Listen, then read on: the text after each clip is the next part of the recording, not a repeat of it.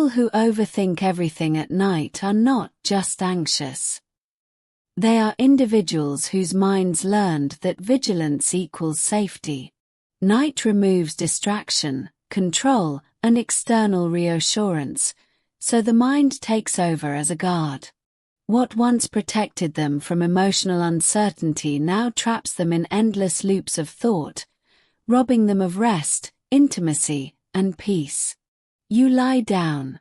The room is quiet. Your phone is face down. The day is finally over. And that's when it begins. Your body is tired, but your mind wakes up. Thoughts you avoided all day line up like unanswered messages. Conversations replay. Decisions reopen. Regrets sharpen. Future scenarios multiply. You tell yourself you're just thinking. But it doesn't feel neutral. It feels urgent. Like something bad will happen if you don't solve everything right now. You turn from side to side, negotiating with your own brain. Just stop thinking. I'll deal with it tomorrow. But tomorrow never comes, because night is where your mind believes the truth lives. Here is the paradox that defines you. Your mind learned to overthink to keep you safe. And now it refuses to let you rest. The same mental intensity that made you perceptive, prepared, and responsible now makes sleep feel dangerous. Stillness feels unsafe.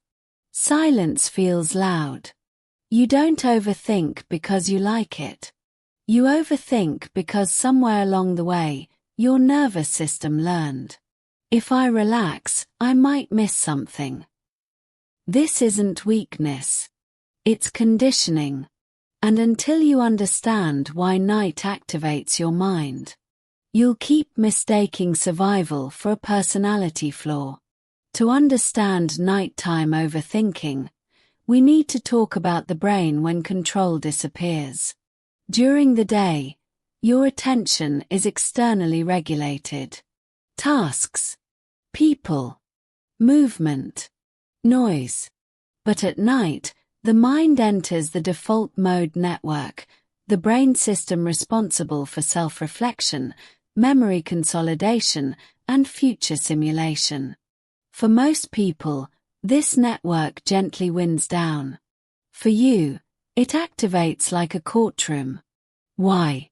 Because your brain learned that unresolved thoughts equal danger. This is rooted in hypervigilance, a state where the nervous system remains on alert even when no immediate threat exists. Often formed in environments where emotional outcomes were unpredictable, hypervigilance teaches the brain to constantly scan for risk. Then there's intolerance of uncertainty, a cognitive pattern where ambiguity feels unbearable. Night removes certainty.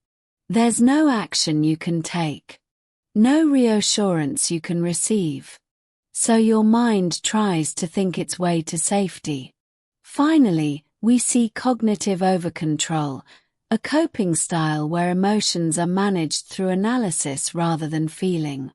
Instead of allowing uncertainty, sadness, or fear to exist, the mind attempts to solve them.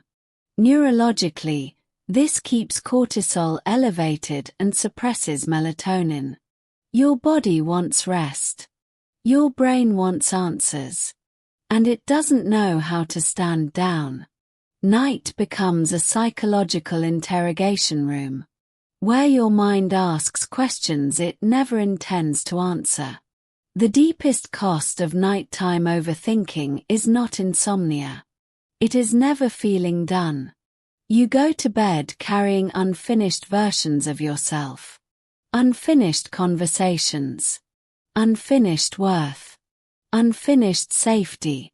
You are always preparing for a future moment when you can finally relax. But that moment keeps moving. The philosopher Blaise Pascal once said, "All of humanity's problems stem from man's inability to sit quietly in a room alone." But for you, Sitting quietly is not peaceful. It's threatening. Because silence gives your mind permission to speak, and it never learned kindness. So you sacrifice rest for readiness, peace for preparedness, presence for protection. Your core fear is not failure. It is being caught off guard. You fear that if you stop thinking, something important will collapse. A relationship, a plan, your sense of control. So even joy feels conditional. Sleep feels irresponsible. Relaxation feels naive. You don't trust rest, because rest means vulnerability. And vulnerability once meant pain. These are not quirks. They are survival strategies. You might replay conversations endlessly, searching for what you missed, what you should have said, how you were perceived. Struggle with sleep onset. Not because you're not tired, but because your mind won't sign off. Over-prepare for future scenarios. Imagining worst-case outcomes so you won't be emotionally surprised. Feel anxious during quiet moments. Silence feels like something is wrong. Be highly responsible but internally exhausted. You carry invisible mental load long after others rest. Mistake thinking for emotional processing. You analyze feelings instead of experiencing them. These patterns are not who you are.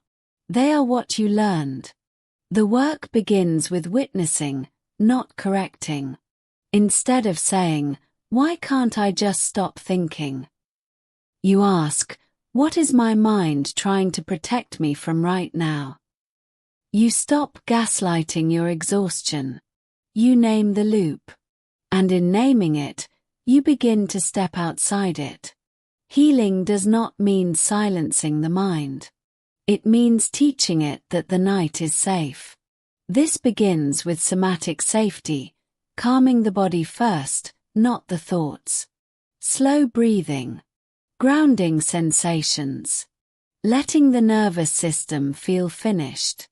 Then comes inner child reassurance, reminding the part of you that learned vigilance that there is no test to pass tonight.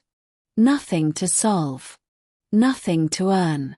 And finally, choosing softness, allowing uncertainty to exist without immediate resolution. Carl Jung wrote, "What you resist not only persists, but grows in size." You don't overcome overthinking by fighting it. You transform it by understanding it. You were never broken. You were prepared for a world that felt unsafe. And now, you are allowed to rest. If this video put words to something you experience every night, share it with someone who lies awake too. Because the goal is not to fix the mind. It is to teach it that it can finally sleep.